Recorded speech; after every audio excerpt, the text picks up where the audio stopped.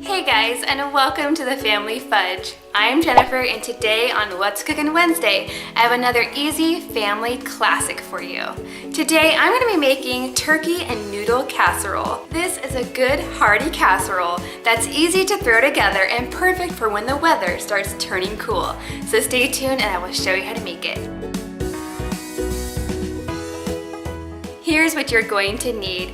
I'm starting with just over a pound of ground turkey, but you could also use beef if you'd like. Now traditionally you're going to want to use egg noodles for this dish, but since I have a gluten-free family member, I'm just going to use the gluten-free variety. Because for whatever reason, I can never find egg noodles that are gluten-free, but if you know where I can find them, leave it down below. I'm also going to be using a 15-ounce can of tomato sauce, 3/4 cup of sour cream, 1 cup of cottage cheese, and 1/2 cup of green onions, finely diced.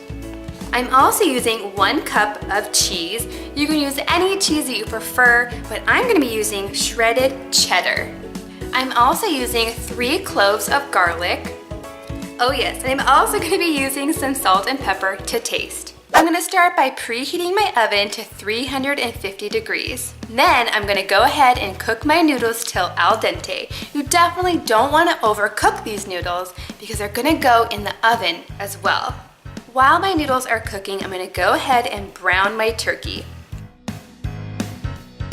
I'm going to add my fresh garlic that is crushed and some salt and pepper to taste, which is about 1 teaspoon of salt and 1/2 teaspoon of pepper.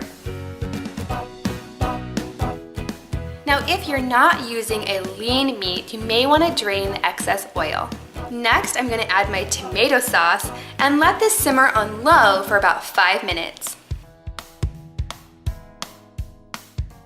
In a separate bowl, I'm going to combine the sour cream, the cottage cheese, and my sliced green onions. And to this, I'm also going to add a couple of shakes of salt and pepper. Next, I'm going to add this mixture to my meat and mix well. When my noodles are done, I'm just going to go ahead and drain them and mix everything together.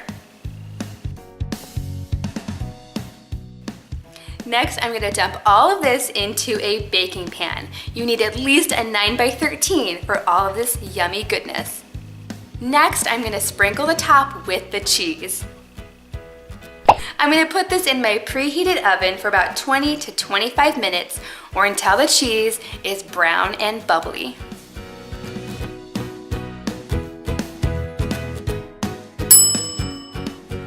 Ooh, doesn't that look delicious? It smells so good.